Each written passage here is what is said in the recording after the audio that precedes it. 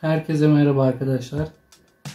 Bugünkü konumuz videomuza ve konumuza hoş geldiniz. YouTube sana da merhaba. Bugünün konusu arkadaşlar arkamda görmüş olduğunuz Elego Neptune 3 Pro FDM yazıcının upgrade'ini yapacağız. Yani güncellemesini yapacağız. Nasıl yapılır? Nasıl güncelleme atılır? Onu izleyeceksiniz arkadaşlar. İki işlemden olacak video. Biri bilgisayarda dosyaları nasıl hazırlayacağımızı göstereceğim. Diğeri de uygulama olarak makinede güncelleme nasıl yapılır onu göstereceğim arkadaşlar. Hadi videomuza geçelim. Evet. Tekrardan merhaba arkadaşlar. Şimdi bilgisayara geçtik videomuzun devamında. Şimdiki videomuzun devamında ne yapacağız arkadaşlar? Bu makinenin güncellemesi olan dosyayı flash belleğe atacağız.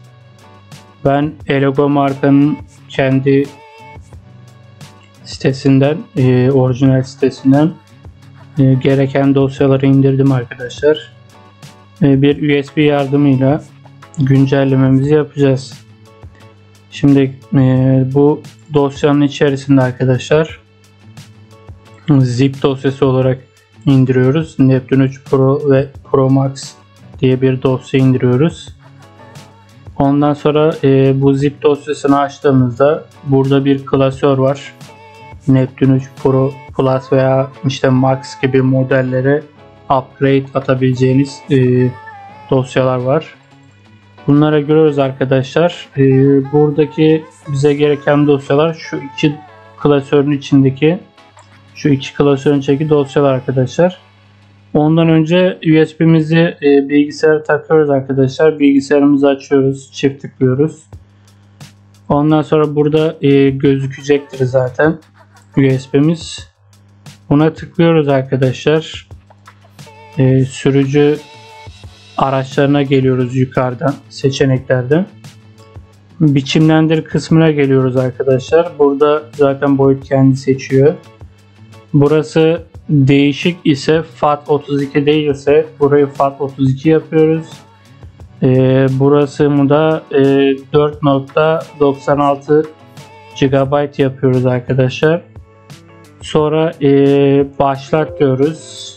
Uyarı geliyor. Biçimlendirmek istediğiniz veriler silinecektir diye. Tamam diyorsunuz. Ondan sonra biçimlendirmeyi bekliyoruz arkadaşlar. Evet, USB'mizi yani upgrade dosyası atacağımız USB'miz biçimlenmiştir diyor. Tamam diyoruz. Sonra burayı kapatıyoruz arkadaşlar. Bu arkaya alıyoruz bu kısmı.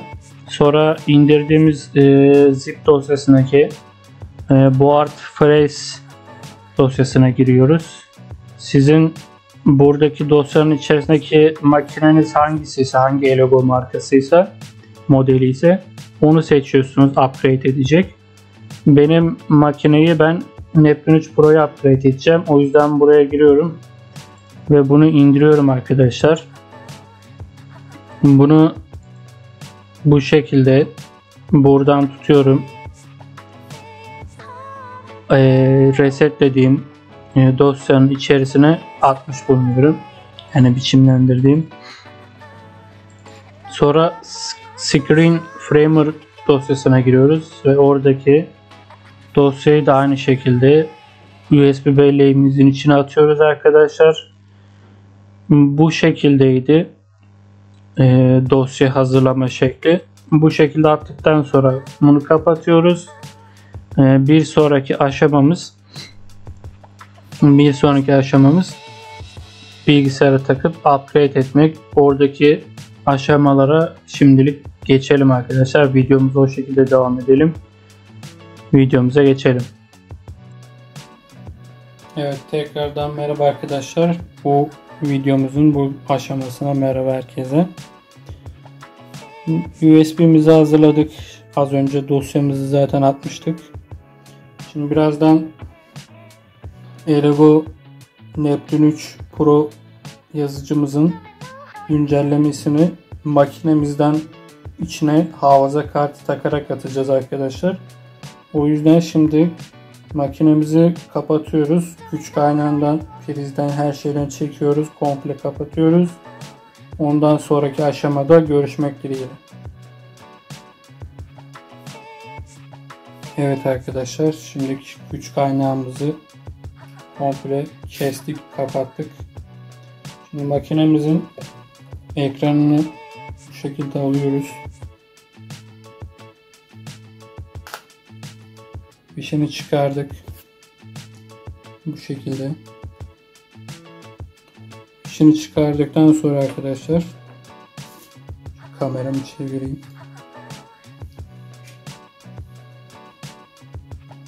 Arkasında gördüğünüz 4 tane alien anahtarıyla makinenizin yanında gelen alien anahtarıyla alien anahtarıyla bunu söküyoruz arkadaşlar.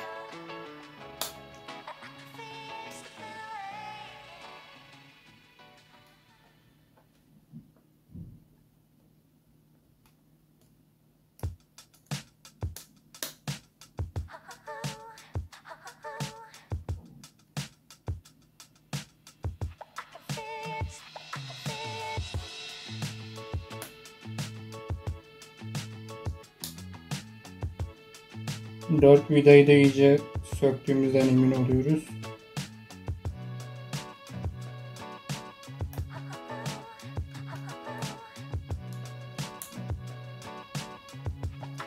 Benim bu Elego Neptune 3 Pro makinem şu an upgrade'siz olduğu için 1.4.1 olması gerekiyor. Bu upgrade yaptıktan sonra da 1.4.2 olması gerekiyor.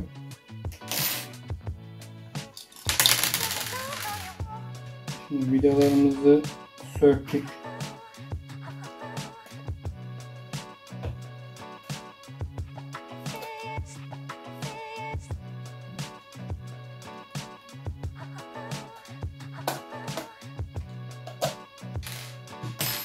Evet, vidalarımızı söktükten sonra bu şekilde açıyoruz.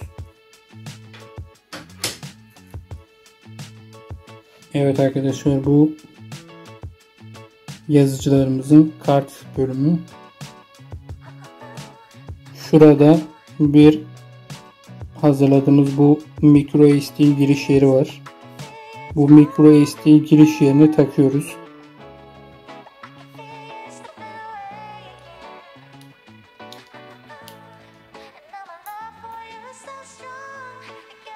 Takarken yönlere dikkat edin arkadaşlar.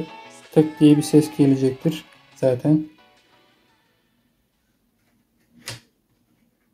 Ondan sonra kapağını kapatıyoruz. Ama videolamıyoruz çünkü en son upgrade işlemleri bittikten sonra tekrardan içeriden kartı çıkaracağız.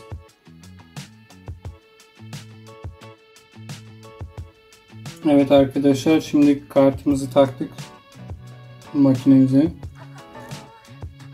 Güç kaynağını takıyoruz.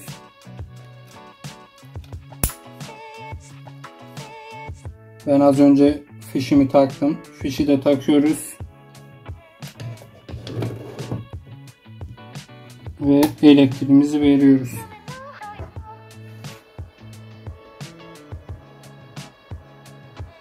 Bu şekilde bir yükleme aşaması olacak arkadaşlar. Ekranda bu şekilde yazı çıkması gerekiyor.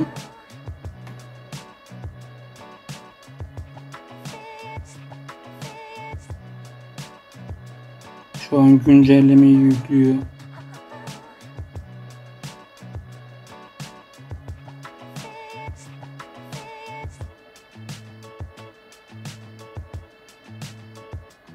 Evet. Bu şekilde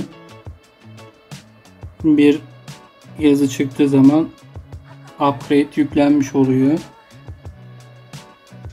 Ve şimdi makinemizi kapatıyoruz. Kart içindeyken makineyi kapatıyoruz. Evet, upgrade'imizi tamamladık. Şimdi içine koyduğumuz update dosyalarını içeren kartımızı tekrardan çıkarıyoruz.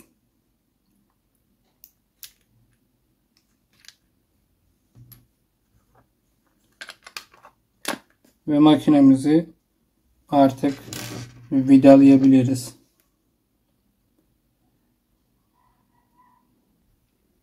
Evet, vidaları sıktık. Gördüğünüz gibi. Şimdi kartı çıkardık. Upgrade'i tamamladı. Makinemizi kapattık. İçindeki kartı çıkardık. Bu kutudaki. Şimdi makineyi açmadan güç kaynağımızı, yani entegre soket kablomuzu kutuya bağlıyoruz. Sonra kutumuzu yerine koyuyoruz. Upgrade dosyalarının olduğu micro SD'mizi makineyi açmadan buradaki ana kart yerine koyuyoruz. Sonra makinemizi açıyoruz ve bekliyoruz.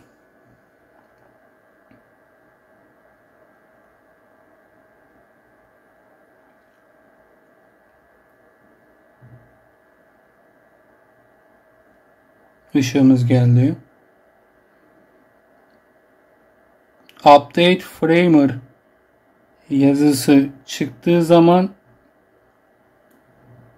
bilin ki bu işi doğru yapmışsınızdır. Şimdi bakalım, 1.4.1'di. About Mage'e giriyoruz. Evet arkadaşlar, 1.4.2 oldu. Evet, güncellememiz, upgrade videomuz bu şekildeydi arkadaşlar. Baskı Boyut kanalımıza abone olmayı unutmayınız. Videoyu beğenmeyi unutmayınız. Aşağıdan da bildirimleri ve bildirim çanını açmayı unutmayınız ve yorumlarınızı eksik etmeyiniz. Sizleri seviyorum. İyi günler. Bay bay.